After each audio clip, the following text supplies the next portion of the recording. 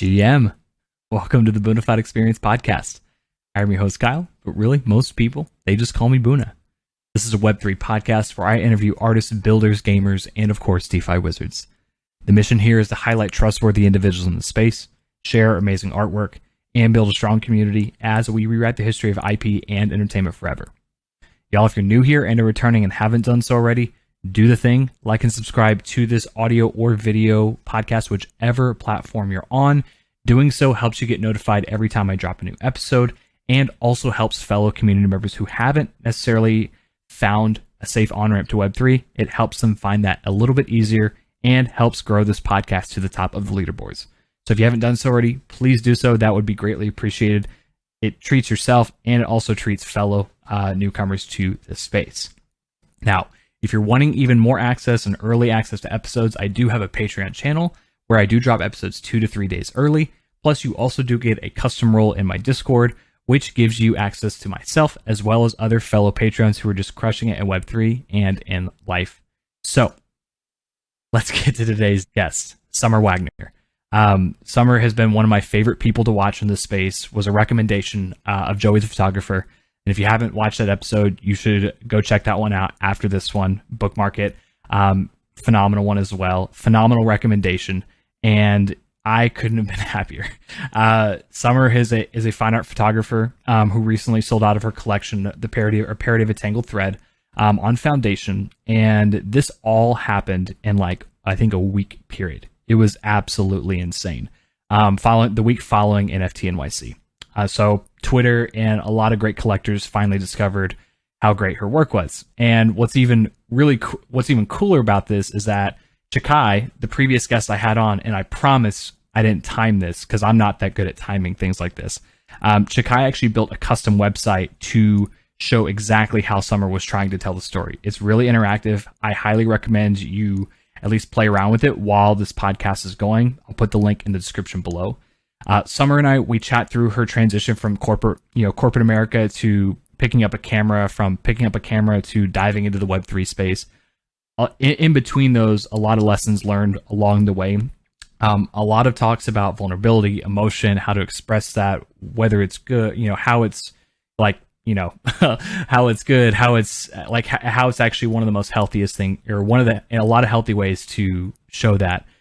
We go through her parody of a Tangled Thread collection, which goes super, super, super in depth. We talk about some scam stories. And at the end, she drops a little alpha on what her upcoming plans are. And I highly recommend you listen to this episode all the way through. I'll put her links to her work as well. Ladies and gentlemen, Summer Wagner. GM, Summer, how are you? GM, I'm good. How are you doing? I'm doing good. In Texas, it is supposed to be 108 degrees today. So my ass is staying inside with the AC cranked down. How about yourself? Damn. Well, weather here is actually really nice. It's 80, but it's been 95 and humid as hell this last week. So this is a nice cool down for us. And hopefully I'll be spending some time outside today, later in the evening. You're later. I've been having to take my dog, with my dog, I don't take her out. I usually take her out for 3 to 5 walks a day. We usually go on extended walks. Wow. She's a big girl. She needs a little bit more exercise. Oh, what kind of dog?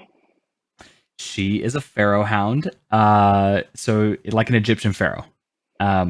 Ooh, I can't picture that, but hound, I imagine a big dog.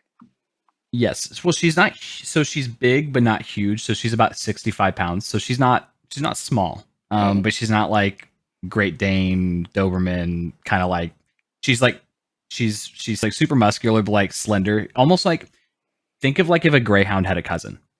It's very kind of similar vibe of super, super fit, super trim, really muscular, but kind of tall. And so you'll get a picture here. I'll be able to, if you can. Oh my God, her ears. I That's know adorable. It's a blurry picture, but I'll send you some. There we go. Please do. I love dog pics. I love seeing people's dogs. I have plenty, so be careful what you wish for. So she's like half the phones on my half the pictures on my phone is my Yeah. dog, and then the other half is memes. Um, That's a so good ratio, to be honest. it is. I mean, when you open the camera, it's a pretty good. You're never going to be disappointed. I Right. mean, yeah, yeah. But yeah, do you have any animals yourself? Oh man, sore subject right now. My Oh, I'm sorry. no, you're good. My Okay. partner and I, we rescued a little baby starling this Mm. spring and raised them from when they were, like very, very, very tiny, until they were like adolescent and were growing in their adult feathers, and then we haven't seen them for 3 days. Oh no. And yeah, so we are hoping, I think, that they have joined a flock and are out like flying about. Exploring. Yeah, because we raised Yes. them to be like, we kept our window open and like our porch window and, Mm. wanted them to eventually be free, so they Yeah. weren't trapped or anything like that. And they made bird friends like since we had been raising them. So it was only a matter of time, but feel Yeah. really sad. We miss them already. And they're so, so, so cute. Hopefully they'll come visit though. Quite literally empty nesters. Literally. And I feel like I've gone through the emotions of being a parent because, like, there's that part of me that's like, if they come back, I'm just gonna trap them inside and not let them That's go. So I know that they're safe and that nothing can happen to them. But then I'm like, no, that's toxic. no. It's fine. They've got to be free. They're gonna have their own life, and That's right. it's time to move That's on. right. Yes, I'll tell you. I mean, with having a dog, I feel like I have gone through everything that a parent goes through, except I know with a kid because like, humans like it's literally a creation of us. It like comes from us. So I'm sure it's like that but times a million with kids. Oh my But I will God. say I have the building blocks. I have like the foundation. I have some of the tough love. Like I understand when they manipulate you and what they're doing, and Hmm. like I've gone through it. I've gone through it. For serious, it does give me like some mad respect for parents because I'm like, the emotions are complicated, like Oh my god. Yeah. for real, really complicated. And it seems easy and obvious when you're looking at it from the outside, but Yeah. from the inside, it's like gotta be just insane. What even hormonally comes up in terms of like protecting Yeah. and desire to like keep, things close to you, and it's wild. Yeah. Yeah. I mean, I remember, like some of the people that I know that have become fathers, it's like they're like the day that like every time you hear like the couple days after their kids born, it you're like all of a sudden there's this shift that happens where literally nothing else in the entire world matters. Like it's like you can't describe it in any other way but that. And they're just like all Mm, of a sudden this little thing that can barely like function becomes the paramount of every decision, or it becomes the north star of like every decision you make going forward. yeah. All of a sudden it's not about you anymore. Hmm. Yeah. You know, It'll be interesting to maybe one day experience that. one day. Do you One want to day. have kids One day. someday? I do. I'm interested. What the one thing I am debating on is like whether I want one or two, because I'm an only child. So that has its advantages, but it also has its difficulties. Hmm. And but there's pros and cons to like having one or two. And I think I'd rather have two just to like do something different, you know, than what I'm currently used to, or give myself a little bit more of a challenge. Mm, I want to look at it like that. Not that it's not going to be challenging enough with one, right. but um yeah, that's kind of what I'd envision. What about yourself? Mm. Um, I don't know yet. I definitely don't think I'm ready to have kids right now. And Mhm. it's intimidating because Yep. I think I have a lot of reverence for what it means to be a parent. Like you said, that child will be the absolute most important thing in my life for Hmm. the entire time I'm sure that they are alive, or like in my life in that way. That's right. So like I just have feel like I have a lot of grounding to do before I am even ready to entertain that The thought. conversation. Yeah, the thought, or Yeah. like the serious consideration. Yeah. Um, Right. but who knows? Things can change Yeah. fast. A lot can happen in a day. I Hmm. mean, speak, we'll tie that into your just insanity of the last 2 weeks, but a lot can happen. Um, you know, Yeah, so for real. Oh my God. It's funny because like it's crazy to me that New York was what, 2 weeks ago, 3 weeks ago? mm-hmm. I'm like, I Yeah. feel like that was 5 months ago, like now, just Yeah. because so much has happened and so much has changed for me in a lot of ways. Like my expectations just were totally flipped upside down. And yeah, you're right. A lot can Yeah. change in a short period of time. Yeah, I mean, it's been really fun to like watch what happens. And I actually found, I think I mentioned this to you in a DM. I found both you and Samantha through Joey the photographer. Oh, yeah. Um, because we were having a conversation and about just about some of the stuff we had chatted through, and he's like, dude, you need to have like he's like, you need to have Summer on. You need to have Oh, her on. That was the exact wording. One of my favorite humans, dang. and here we are. What an honor. Joey's so sweet. I had the chance, I think we talked about this when we saw each other in New York, but had the Hmm. chance of grabbing a bite with him and his partner and then some of his friends in Chicago because he lives there Yeah. with Ben Zank, who was visiting me in Rockford. Ah, no And shit. it was a really good time. It was so nice to like meet. It's always nice to like meet folks that you're friends with online. And Joey's just like such a nice person. So, Yeah. He's one of the most raw people I've ever met. You know, mhm. um, there's not really another way to describe. Like it just if there was like one word, it's just either raw or transparent, or there's just like raw and vulnerable at the same time. Mhm. Um, there's just not another way because he just we bond in very similar ways where it's just like we both don't really know how to not put it all out there, if that makes sense. Yeah, for sure. Like I have a hard time trying to like take everything I'm trying to communicate and like package it in a way that makes Mhm. sense to someone, or like to where I don't know if I don't know if that makes sense, but it's hard for me to just not vomit everything all at once. No, yeah, for sure. I definitely understand that. I feel like I've always had the personality type of like not knowing that I said something I shouldn't have until after I said it. Yes.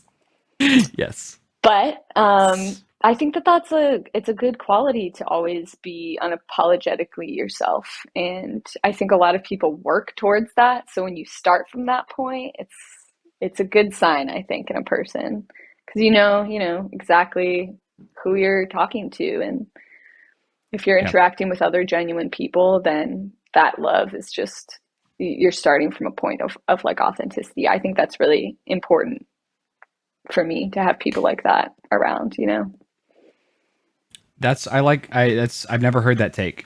So I always try to learn something like from everyone that I have a conversation with, and it's I think part of it's just because we're the human condition, or we start off as these like really fun, playful, spiritual beings as kids, and everything is exciting and limitless, and imagination runs wild. But then I can't even really describe what happens. There's a certain period in everyone's life, and I think it happens at different stages, where that just all of a sudden like shifts. Mm, There has to be this like adult that we become, and somehow there's this like weird correlation of like when you become an adult, you don't ever get to be a kid again, and we lose so much of that.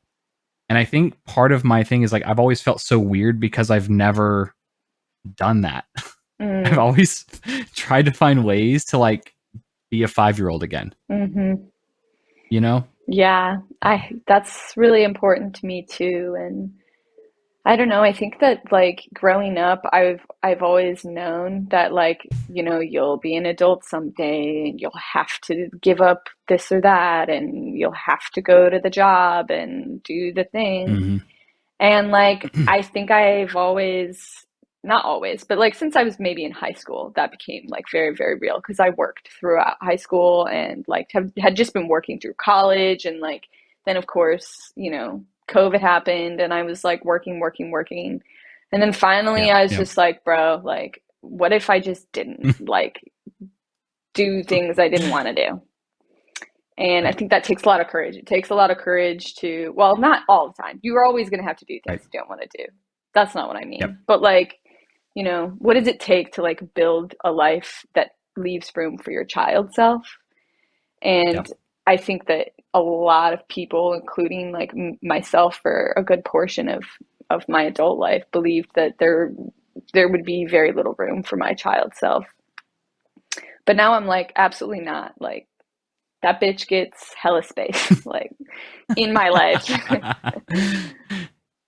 Yeah, I that we were very similar. And I what I was picking up on, or what I was thinking about when you were talking there, was there because I there's this weird delicate balance of there's a lot of things that I've learned in like my quote unquote professional life and work life and things that like don't really bring me the most fulfillment, that if I didn't have that, this wouldn't be this wouldn't exist today, Mm. you know. Mm-hmm. And there's also in that's there's a lot of things to untangle there, where there's things that we need to learn that maybe not be the most exciting or always just intensely gratifying things to do.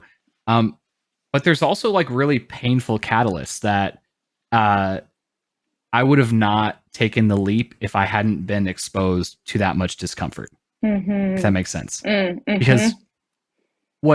while I don't create the art that you do, this what I'm doing here is not something that it's not for the faint of heart. And for people that are like creating their own thing, it's not for the faint of heart. It's really tough and it's really challenging, and it's not something you're just like, you know what, I'm gonna choose to put myself through all this shit for no reason. Mm-hmm. Not to say that the craft doesn't, it's the craft is very gratifying, but in the beginning it's so tough and it's so unclear Mm-hmm. of like, is this even right? Is Mm. this even reasonable? Is this fruitful? How much longer do I have to do this? Right. Um, And and it's, go ahead. I was just gonna say, and it's scary to like be Yeah. figuring it out. It's scary to Hmm. be vulnerable in that way where you're like, I don't really know what I'm doing, but I'm gonna put it out there anyways and learn Yeah. as I go. Yeah. I think that's a really brave thing to do for any type of creation at Yeah. all. What's interesting too is that what motivate what the choice to do this was actually made very simple. It wasn't an easy choice, but it was a very simple choice, because as as challenging as it can be to take that leap of faith to do that, I almost felt the same level of discomfort staying trapped in one spot.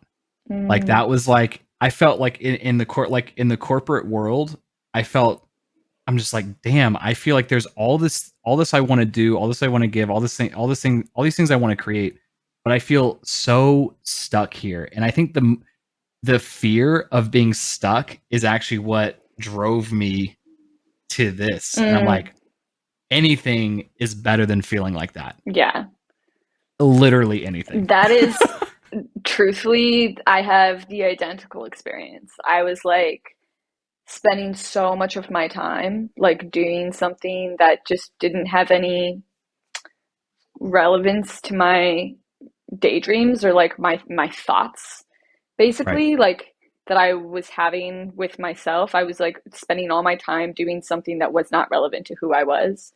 And I was Mm. like, oh my God, like how long am I going to just fall into the abyss of my head instead of actually producing anything? Literally anything. Literally anything.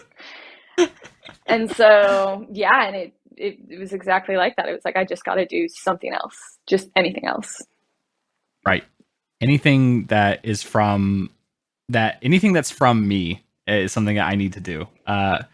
I've been having a conversation with one of my friends for a while, who I've known for a couple of years, and it's just like I constantly feel like there's so much input, but there's not enough output. Right?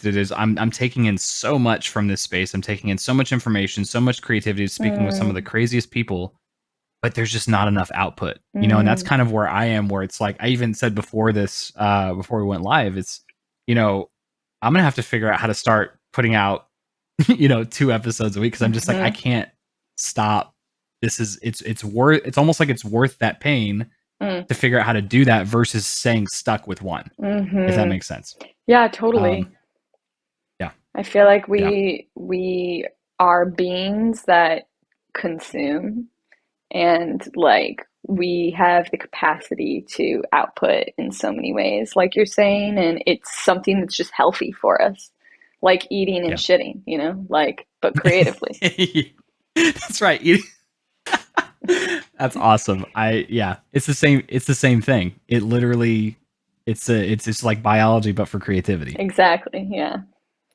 Yeah, I love that. Well, I think that is a great segue, Summer, to like ask like for you just to give a quick intro. Who are you? What do you do? Like, obviously, I've seen and admired your work from for a while now, and I know many other people have. But for the people who are still coming into the space and figuring out what the fuck all of these JPEGs are and these token things are, who are you? Hello, intro time. My name is Summer Wagner, and I'm a photographer. I do fine art photography, kind of some fantasy surrealism business. Um, and I live in the Midwest in a little post-industrial town. Actually, it's more of a little city called Rockford, Illinois. And Mhm.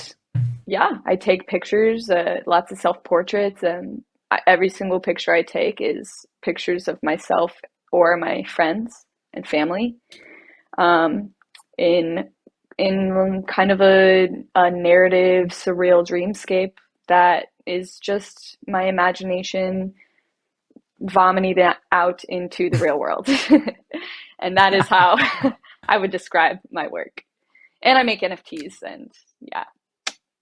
Yeah, yeah, we like it. I got to ask, how long were you doing this before you found Web3? Like, how long were you taking pictures before this? This is what's kind of crazy. I was taking pictures for less than a year before I No shit. minted my first collection, and I minted my first collection in October of 2021. Mhm. So yeah, I had been taking all of the pictures from my first collection I had taken the summer of 2021, and yeah, just was manically creative at that time. Had experienced some really big life changes, and creativity was just, or the camera was a way for me to express myself, um, and then yeah, I was I left Instagram because I got shadow banned, Mm. for Yeah, kind of, I was doing some fine art nudes, and yeah, it was just a bad situation on Instagram. Their algorithm, however they censor is not very fair and quite intense. yeah. Um, so I got shadow banned, and then I went on to Twitter to just start posting my work, and Mm. found such a beautifully nice community there of photographers. Like, I'm sure you know, they're just amazing and so nice and Yeah, encouraging. yeah. And then my friend, now very close friend, Chadwick Tyler, Mhm. he just reached out to me and was like, bro, you got to do an NFT collection. And I was like, cryptocurrency? What? I don't know anything about that. And he was like, no, bro, you just got to do it. Just trust me. And yeah, he helped me greatly. Like, oh my God, Chadwick is, and who founded Fellowship, and now Fellowship is the thing. Um, Ah, at first, it was just Chadwick as Fellowship, and so Fellowship helped me mint my Fellowship slash Chadwick helped me mint my first collection. And that was in October that 2021. that is that's amazing. I love the thing I the subtle part of that story that you shared was that you're like, you know what? I just started posting on Twitter because Instagram shadow banned me. Like, and there was no like strategy. There was no like hack. It was like, let me just go to somewhere where I can actually share my work, and that's it. That was really just it. And like I will say too, I just had a conversation with Ben Zank about this Hmm. yesterday, maybe it's the day before, where I was like, if you look at my photography when I first got on Twitter versus now, it's like crazy how much I've grown as a photographer. I've grown so much. Oh my God. Like, because the community is so amazing. It's just really nice to be always getting feedback and be inspired by people, different types of artists too, not just photographers, and just a place to curate your work, and doing NFTs and creating collections has helped me totally refine my storytelling to an exponential Hmm. level, and it's just made me a much much much better artist, and I wouldn't have had that capacity to like explore myself if I just stayed on Instagram. So really grateful that I just happened to choose to fall into this Yeah. world.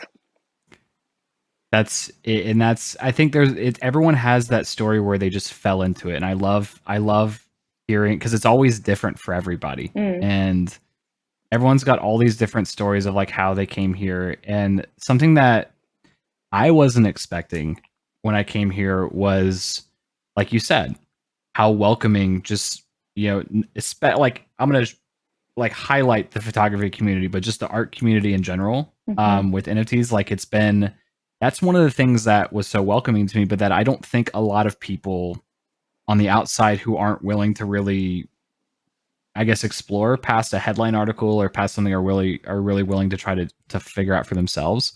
But there's this paradigm shift that because I came from the esports and gaming world, before I started this space, mm, and that community was very like closed off. It was super, not that NFT community doesn't have its clicks, but like it was just super closed off and super like not welcoming. mm, It was just not, there was not really a way to learn or to be inspired without someone being super upset and trying to cancel you or like being mm, wrong about something. It was just a very, also with content creation on Twitch, there in Twitch and YouTube in general with gaming, mm, there's a very small window of like what you're actually competing for.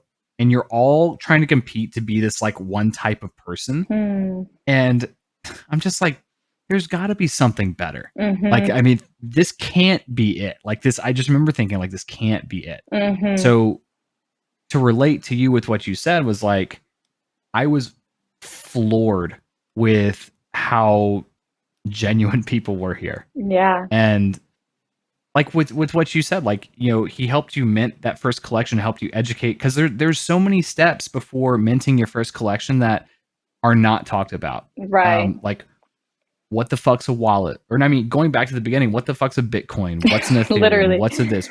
Why do you choose one over the other? What the hell's a smart contract? What is a self custodial wallet versus a non custodial? Like what is an exchange? There's so many different things. Like when you shared that, that's what I pictured. I'm like going through that entire journey to get you to mint that first collection. Oh my God, I literally thought Chadwick was scamming me. I literally was like, there is absolutely no way this guy is like genuine. It's Like, this helpful. has to be a scam. Like, I was so intense about like vetting him through everything because I didn't know who Sure. the hell he was. But Right. yeah, I think and then of course there's like, I mean, this is a different topic, but like there is a lot of really wild scamming going on like in the space, Yeah. and whatever, people who don't even know any, like aren't in the space, getting scammed by the whole Yep. crypto thing. Yeah. But Yeah. Yeah. yeah, it's a whole new world, and I think it takes this level of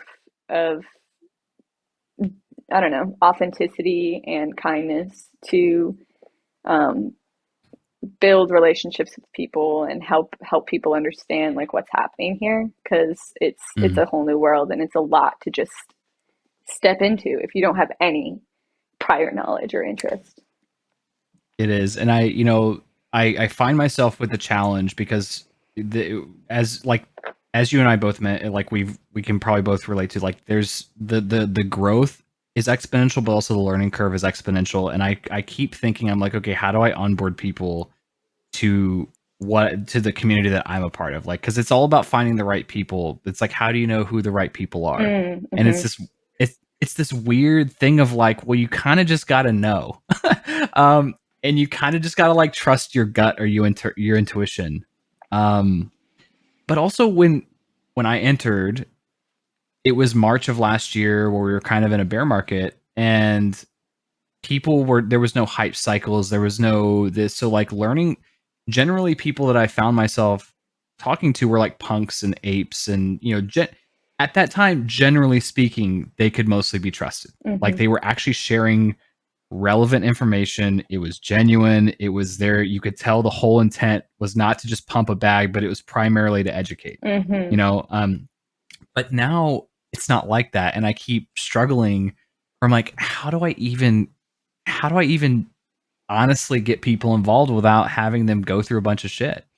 Yeah, I mean, even since I got into the space, the whole like trust thing has become a lot more intense in terms of Yeah. just being like, okay, now like a big thing that I have because I get a lot of DMs is like, I'm just honestly on Twitter, I'm really not responding to a lot of my DMs because it's hard to trust people. But B, if Yeah. I don't have any mutuals with somebody, for sure I'm not going to respond to any of their DMs. I'm not even going to look at their DM because it's just a trust thing. It's like I can't like trust anybody who isn't validated through people who I already know. Um, Right. and that's I don't know. I trust that there will be like ways in the future that it won't be this intense and there won't be as much like subtle anxiety about how to determine whether or not somebody is genuine or not. Yeah. But that's part of like navigating and building while things are still young and um, yeah, I'm still definitely learning also. And I guess it's okay to make a mistake with people as long as you don't keep making the mistake with those people and Hmm. like just know when to like set boundaries and, cut Yeah. things off or protect yourself. That's right. It's there's also a balance of not everyone's really cut out to be a first mover. And I think we're seeing a lot of that where people are just not to say that things shouldn't be made easier. That's not what I'm saying at all. Like things should absolutely be more user friendly and a better user experience and like all this stuff. But the it's hard to convince people that they're like going to have to cut their teeth, because with me, I did research like 4 months into like even buying my first NFT, because very similarly, like I didn't know what any of this was, like very like I'm Mm-hmm. like crypto, like that's just monopoly money, you know. Right. And um coming from a nerdy background, I was like I still don't understand it. Right. And but even in August of last year, I made the cardinal sin. I committed the cardinal sin of like I got weaseled into giving up my seed phrase. And No. yeah, and it was, I'll tell you, it was Tell me the right after. story. Yes, okay. So I had, and it was because it was not this wasn't the reason, but I had gotten a hardware wallet because I'm like, you know what? I'm like, okay, that's definitely more secure. Need a hardware wallet, not your keys, not your crypto, and offline, so all the things. So Collabland was actually having some issues with verifying Ledger because Chrome was limiting MetaMask to certain things, and it was a Chrome MetaMask Ledger Collabland kind of weird thing that for a while it between like July and September it was kind of weird, and there was all these like updates that they had to put out to Mm-hmm. fix it. But I had just bought a collection and I wanted to like verify my assets on Collabland and like get access to the Discord and do that stuff, but it wasn't connecting. So I said, okay, Collabland didn't have a Discord, but they had a Telegram chat. I'm new to Telegram. Like, so this was the first time I even like used Telegram. So I don't understand Telegram at all. I join in and there's all these auto messages from Collabland saying, post your question. We'll never DM you first. I'm like, okay, got it. Like that makes sense. Um, So I posted my question. Then someone DM'd me, but it Mm. wasn't Collabland. So I didn't even, there was no like question of like, I just immediately trusted them.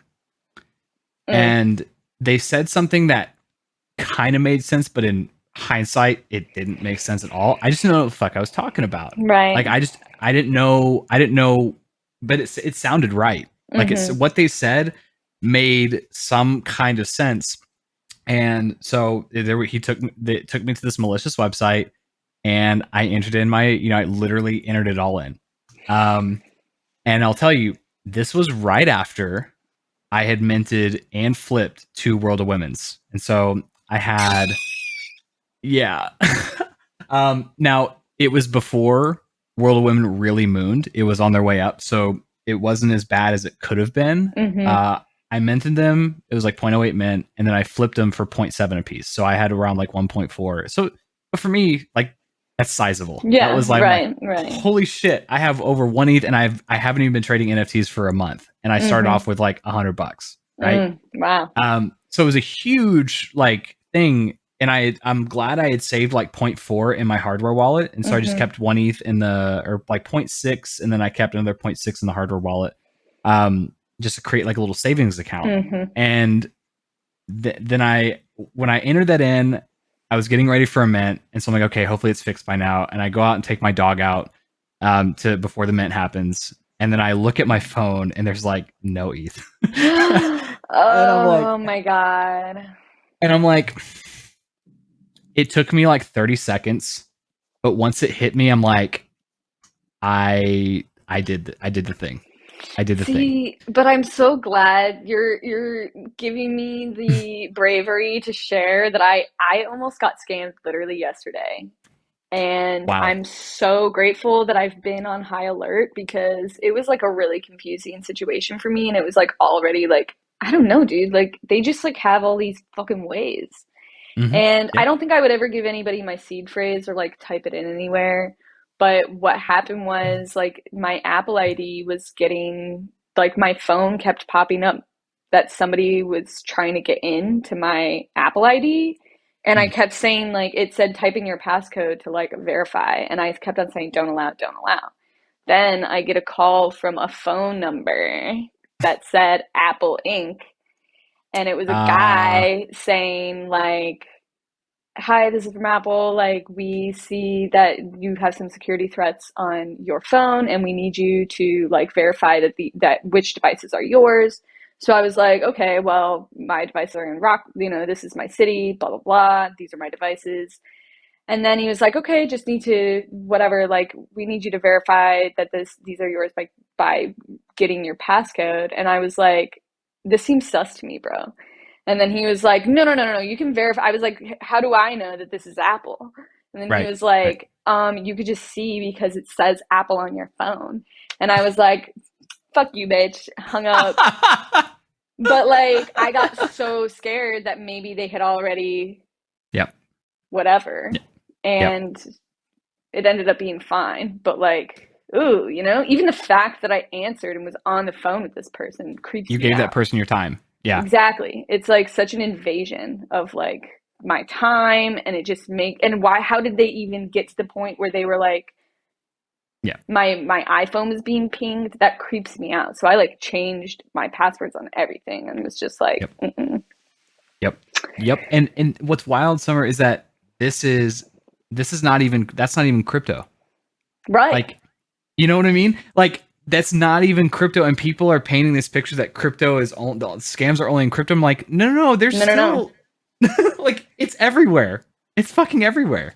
It's everywhere and it's like there's just people are so creative these days Yeah. and like Yep. will also go to the most unbelievable extents. I feel like security these days is just something we should be teaching kids Yep. because it's really really dangerous and like our information is not safe generally. And I mean like I am on the cusp of millennial Gen Z. Mm-hmm. And Yep. like the fact that I feel like I am even vulnerable to like certain scams, like God help my parents, Oh like my god. Yeah. I worry about them, but like, everybody's vulnerable these days because it's just really confusing. It is. It is. It's I'm at this I'm a on that cusp too. I just turned 30 in March. And so I'm like, yeah, on that cusp. Congrats. Thank you. Congrats on like officially being old. Um 30 is but not old. it's not. I know. I'm playing into the meme. It's actually not. I feel like my 30s are I feel like my 20s I could just live without. I'm like, like I learned so many tough things in my 20s and I went through so much shit that I will only ever need to learn once. And I'm like, you know what? I'd be fine if we just like don't talk about it. I Exactly. don't want to go through that again. But yeah, it's like what's really interesting is that my mom is actually asking me questions about wallets, and we actually had a conversation last time I was up at her house, and she's like, okay, like what's a wallet? What's an exchange? What's a custodial wallet? What's a non-custodial wallet? Why do I need this? What's the value?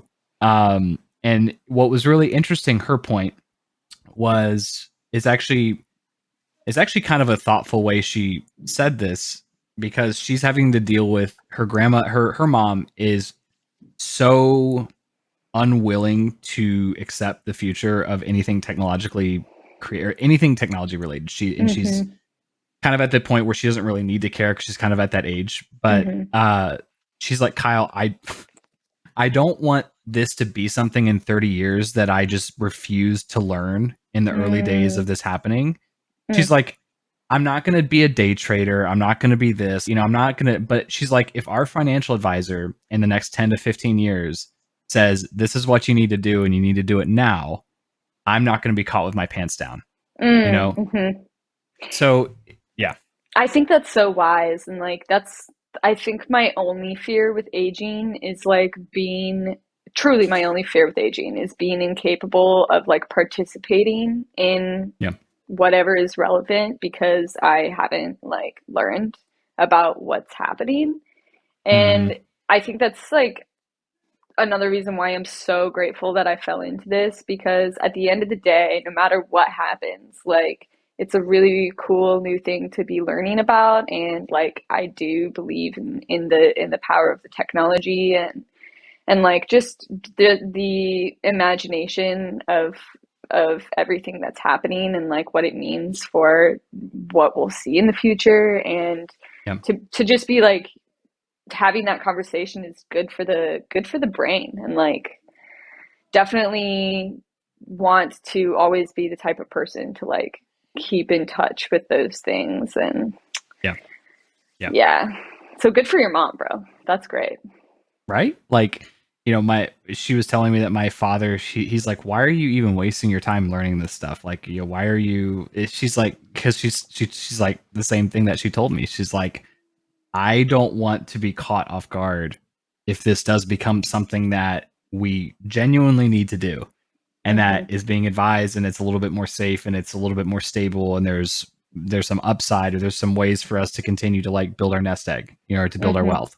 Hmm. And it's the same thing. But my dad, you gotta also understand some context for my dad. He's a super duper handyman, so he's very good at building things not technology related. Mm. Um, and if he could go back to having a rotary dial phone, he would. Yeah. So They that's balance each some other out. they do. That's just some context of like who my dad is. You can make a lot of assumptions based on that, Yeah. But anyway, that I'm glad we had that chat because I think I've shared that in the last couple episodes, but I'll never stop sharing that episode because or sharing not that sharing that story about that because it happens to the best of us. Like Hmm. we're all human, we all fuck up, we all make mistakes. But the difference is most people, if you don't really believe in the tech or you don't believe in a certain narrative that is being told here, is that you're not going to be able to take that punch and continue going forward. If there's Mm. not if there's not a belief that this is actually something, there's not going to be any momentum to go forward. And I'll tell you, the week after that, or the literally moments after that happened, was when I got my first really big guest to agree to come on the show. Hmm. And literally a week after that, I won a giveaway in a community that I was participating in. It was actually the photo communities. That's actually where I figured about like Ben Strauss and Cass Samard and and Ravi Vora and John Knopf and all these great landscape photographers. I was participating in their community, won a giveaway. Someone made a point offer on both of the NFTs I won, and I made like a little more than half of what I lost back. There you And go. you know, you know, you just show up. You Right. just show up. So Well, yeah, and it's also it's meaningful that you can like share what happened because people can like learn from it and yeah, that's like really really valuable, you know? Like if people didn't share about that stuff that happened to them on my feed, I wouldn't I, I wouldn't know to be like vigilant about my shit and I truly would not know and would be yeah, probably would have all of my shit stolen by now, for sure. right. So thank you for always sharing that. Seriously. Yeah, It's very yeah. important. It's and that's I think what attracted me to Web3 is that there's more people sharing stories like that than there were people sharing stories like that in the community I was in. I said the Mm, fact that people are willing to share their L's as much as they're willing to share their W's in this space is that's how you know it's a healthy community. mm-hmm. You know, but I want to. We have had a great conversation about this, and I want to go over, and I can't ignore like your second week, your week after New York. I mean, your entire collection sold out in a week?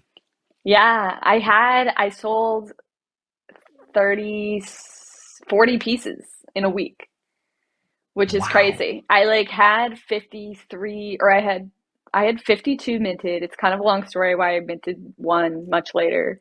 But and I had 12 I think sold before and during NFT NYC, and then the week after, I get off the plane, and then all of a sudden, in a week, 40 pieces sell, and I was like, "What the hell?" It's so insane. It was like I thought that I'd be sitting on this collection. Like I thought that I would slowly be selling pieces over the course of like Right. at least a year, or yeah, a year. Yeah. Like I had no intention of really going doing anything crazy ambitious for a year because Mm, I knew this is a big collection, you know, like right. nobody is minting this many pieces and Right. I was I just had my expectations very low. So wow. Right. Crazy. That's it was insane watching that happen. I'm just like there's no way, I'm just like there's no way she can actually comprehend what's going on right now because in it like NFT NYC was a complete blur. I mean, it was a blur in the best way possible, because there was so much that we did there. Yeah. And I can only imagine the feeling because yeah, I wanted to when I saw all those pieces sell, something that when I had Shikai on that he mentioned that I didn't it changed the way I looked at or introduced a new way of like looking into your collection. One thing that we chatted through was that it's as collectors, a lot of us we try to go for that one piece that really really resonates with us. But Shikai had a really interesting perspective where he zoomed out and it's like what is the story of the entire collection? Like do you believe in the story of the entire collection? And if you can get a piece that resonates with you specifically, like great. But there's so much more to be had. And he said he learned that lesson from the Where My Vans Go collection with Drift. There was a couple pieces that he really wanted, but he didn't get because he just didn't have the timing. He got outbid, whatever the case may be.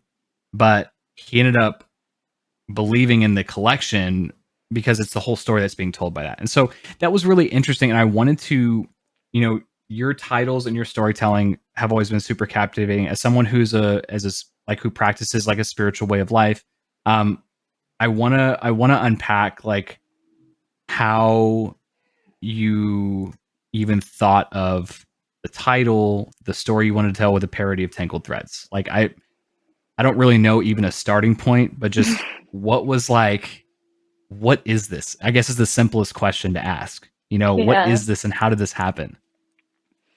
Well, I want to like just say firstly that like I'm really thankful for Chikai for seeing the collection as a whole and for creating a tool that could help people untangle the thread.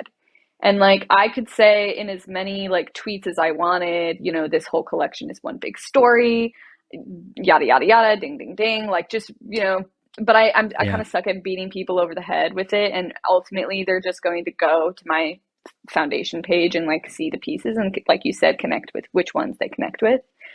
Hmm. But like just from the way that I think about my work as a photographer is just always going to be like thinking about a bigger picture, Hmm. and thinking about images that all, when seen together, create one cohesive um, story about the space that I'm in, who I am as a person, and the characters in my life and in my head. And that's really what the parody of a tangled thread is, I mean, if you want to get like really just Go there. technical with it, Yeah. or like Go there. really Yeah. heady with it. Yeah. I have a visual representation here. I could point it out to you. It starts with a woman asleep and it ends with her awake. And so I think the most obvious way to think about the collection in terms of story is to read it like a dream. Dreams Mm. happen outside of time, and you could feel like you were in there for hours and simultaneously know that it only took a minute. You could be in one place and then in another place simultaneously and be experiencing many different stories at once that somehow speak to the same root feeling. Mm. And that's really what I wanted to create with this series of images, was just like, how can all of these moments be tangled together in one cohesive collection, one cohesive tangle, that together says uh, something relevant to the soul, um, Mm. just by looking at the people pictured, by looking at the moments pictured, by connecting with the spaces um, that are pictured, and see them next to each other and also apart from one another. Sequencing was like really really important for me, and when I originally minted the collection, actually there was like a problem with Foundation's, I don't know, programming, and so it was like minted way out of order. They're amazing, and I put Got in it. a request and they like got it figured out like pretty much right as NFT NYC ended, which is Wow. insane. So like Yeah. I think that is a, I think that it made a huge difference that people could look at the Foundation page and see the sequencing, because like Chakai noticed, this is crazy. The collection was meant to be read diagonally up and down, That's left to right. right, right to left. And he caught that, and he made that site that kind of made that a little bit more obvious for people. So yeah, there's like returning characters. There's many pieces that have the same characters in different places. For example, Mm. there's like a ghost character. There's Yep. a teenager, a young woman character who returns to a setting that's in school. There's who they also collide spaces. The ghost character and the young teenage character collide. Hmm. There's a young man character who may not. I don't want to like give too much away, but whatever. Right. Right. Right. Yeah. Yeah. Yeah. Yeah. Um, a young man character who you see again haunted by, as you see again as an old man haunted by like a woman ghostly character. Hmm. Then there's like the parodies where you see, kind of maybe the past, very older story of how the ghost came to be. Yeah. And then you have the dreamer, who is the opening shot and the last shot. And so it all is like just the the story of a person who is many people at once, and it's all about memory and how our memories make us who we are.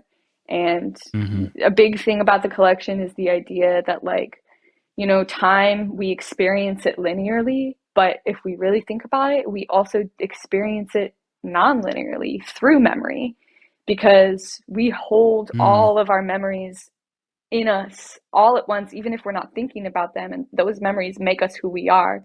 And ourselves as people in one instant is like time being compressed into a moment. And that is something that I really wanted to express in this collection as well. Just how time is, like, if we think of it, we experience it linearly, but it tangles up all inside of us. Yeah. I'm kind of Yeah. just going off on all of my different thoughts with the collection, but hopefully some of this is making Yeah. sense. No, there's a lot of things that you said, that last part particularly gave me chills, because if I tried to tell you, or tell my 21-year-old self that this is where you're going to be, but this is how you're going to get there, I would have told you that you're absolutely full of shit. Yeah. you know, uh, I would have told you that you were full of shit, and that it wasn't real, and that there's no way it could happen. But when I look back, there's this. It's a weird, and I can see why you call it a parody of Tangle Threads, because it's linear, but it's all moving in one direction, but it's not moving straight. Mm-hmm. Like Exactly. it's it's it's not moving straight, which makes sense why you can read something from left to right. We may need to take a couple steps back, and we may need to go diagonal a little bit, and we may need to go down a little bit, and then we may need to go backwards again, and then Mm-hmm. we have this weird, crazy diagonal up and to the right, Mm-hmm. and that okay. See, that makes a little bit more sense now, and I'm able to like put that together in my own head. Yeah. Um, And then the I think it's title, beautiful. sorry, because I realized I didn't No, you're answer good. your question. I had just been thinking a lot about, like, what do I name this thing? And I feel like I remember that the title came to me in the car as I was Mm, just like kind of speaking out loud. Sometimes I just talk in my car. And I think that another kind of theme in the collection is this, like, theatrical way that we experience our memories when we replay them in our heads. hmm. They become less and less and less like how it actually happened in real life, and reality becomes irrelevant. And we're replaying these memories, and they become parodies, really, of what they actually were. And Mm. so, yeah, I was like the parody, and then I just thought of the whole narrative as being a tangled thread. So it was the parody of a tangled thread. I like that. Yeah, it's like the a play on the fishing story. Every time you tell the story, the fish gets a little bit bigger. Yeah, You know. exactly.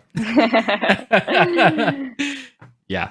No, I really enjoy that, and it was something that, until like Chikai had like put that together, I hadn't quite put that together, to be honest. So it Yeah. was it was cool that he had the foresight to see that, and that he had the willingness to build something like that, because that it displays your work in a very beautiful way, in the story that you tell. And I think it's like an ode. It's like, I know, it's just an ode to, it's like a hat tip to what you were trying to tell all along. And Yeah, yeah. definitely. I think that it speaks to how, like, the we have a lot of room to grow as, like, observers of art in the space. I think that Hmm. I come from a film background, like, and Ah. a lot of the people who have been helping me in the space, I'm sure a lot of people who you've talked to are, like, come from like a traditional photo background. So I was kind of blending when I put together this collection, like, how I want this Mm. collection to be experienced like a film, but also kind of like a photo book. And Yeah. I think that, like, that's not necessarily how we normally view collections in the NFT world, because it's Yeah. not how it's laid out for us. Hmm. So yeah, again, just to go back to Chikai, like noticing that, and then creating a tool to be able to emphasize that so that other people could see and experience it the way I had intended it to be read. Was yeah, just is so awesome, and I'm really grateful for him for that. It's incredible. And so now, I gotta ask, like, moving forward, now that that collection has, I think there's a few actually listed on secondary. I saw that before we hopped on. I was like, Yeah. yeah, that's pretty dope. So all of them are sold out. So this is the first time you've had a moment like this, and so obviously there's the way I look at this. Correct me if I'm wrong. Is like there's like a blank canvas, Mm. of like what is it that you're gonna do next? How are we gonna tell whatever story? So is there, without giving away too much, because obviously I want to respect that. I love that you leave a lot to the imagination and you want people to figure things out. Yeah. So in your own creative way, where are you at right now, and what are you looking most forward to? Well, I'm definitely looking forward to, in the most immediate future, in the NFT space. I'm excited Hmm. to like narrow down and really focus on just photography as like individual images and Hmm. mint a few pieces on super rare. I'm like just shooting right now, and I have a couple of ideas that I'm working on. You can get a little sneak peek of some stuff. Okay. Um, and so that will be like the most immediate what's up next, and just excited to, yeah, be learning and shooting with my new camera, and exploring some ideas that I've kind of been holding in my heart since before this collection, or before this collection sold Yeah. out. And Yep. then long term, I'd love to do another narrative driven collection. But ultimately, like I shoot and create very authentically, and or I try to, and it takes time. Like I minted and sold out the in between, which is my first collection on Foundation, and then it Hmm. was at least 6 months before I minted anything else. Yeah. Um, and then, yeah, the parody of a tangled thread. So anything as big as the parody of a tangled thread, if I will do anything that big again, will be at Mm. least 6 to 8 months down the road. Yeah. But I am just right now, my main goal is to just create authentically and to um, be hungry for it. And I don't think that that's much of a problem for me right now. So I'm just really I don't excited. think so. I don't think so at all. And I have to ask because, talk about tangled threads. You and Samantha are, quite the duo, and so I gotta ask: is there anything that you are wanting to do as far as a collaboration with Samantha in the future? Oh my God, absolutely. I was like, we Okay. didn't, both of us don't really do a lot of street or city shooting. So neither of us really Hmm. shot too much in New York. But we are in talks of planning for me to come out there to Spain or Portugal, also with our friend Alice, who is also into space. Alice is sailing right now she is in the middle of the ocean with two other women sailing from North Carolina to Portugal. Wow. So we're gonna, yeah, that's so crazy. Yeah. Yeah. When she gets back to the internet and checks in Portugal, we're gonna see what's up, and maybe things will align then. But ultimately, yeah, we do totally want to have a collaboration sometime soon. I I think that would literally, because y'all in the past couple weeks y'all both broke the internet in your own respective ways in the NFT community, and so I'm just thinking like that meme that someone posted when they took a picture of you guys at the museum of like, how do we make this painting look like a photo that's not really a photo that's also a painting? Oh my Just like God. that. I didn't even I see was that. like, yes, Oh my yes. God, So that's so funny. the nail on the head when they had both of you guys admiring like a piece of work, and they were like they were putting the conversation like, how do it was just a whole bunch of inceptions of like, That's how do we so make photos perfect. Yes. Yes. This photo of a painting look like a photo that looks like a painting. I love that. That's right. Yes. Yes. It was quite the meme, and I, I adore both of you, and I love that we got to meet, and I love that we got to have this conversation. Um and I guess we want to wrap things up here, and where, so you mentioned mainly on Twitter. Is there anywhere where you'd want people to go find your work? You mentioned Super Rare, you mentioned Foundation. Is there like a central link where people can go to find you, or anywhere that you're the most active? Yeah, I'd say if you want to like view my work, just I guess the easiest in like grid form, if not my website is really easy. It's just summergwagner.com. And there's Sweet. like links to my two collections there, and some other stuff like my reel, my which maybe someday, by the way, making You, movies again. That is I like saw that. I'm 25 right now. My goal is to like start making movies by the time I'm 35. Um, or sooner. We'll see what happens. I was gonna say, But I think you're giving yourself a lot of leeway there with how fast you move.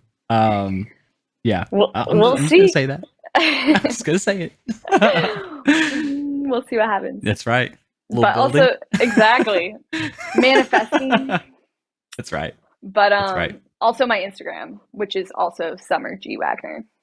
And you just Sweet. it's pretty easy to view my stuff there and I post whenever I have new work I'm posting there. So Amazing. I am excited that you gave me a preview of your next work, even though you deleted it on Twitter, and so I'm really thankful for oh that. my Uh, god. It's gotten a lot better by the way. They Sweet. I've edited them again. Yeah, I can't wait to share those. Amazing. Amazing. I won't say anything, but I'm just happy that I have those in my inbox. So it has been a treat. Summer, thank you so much for coming on. I really enjoyed this conversation. I really Thank did. you, Kyle. This has been awesome.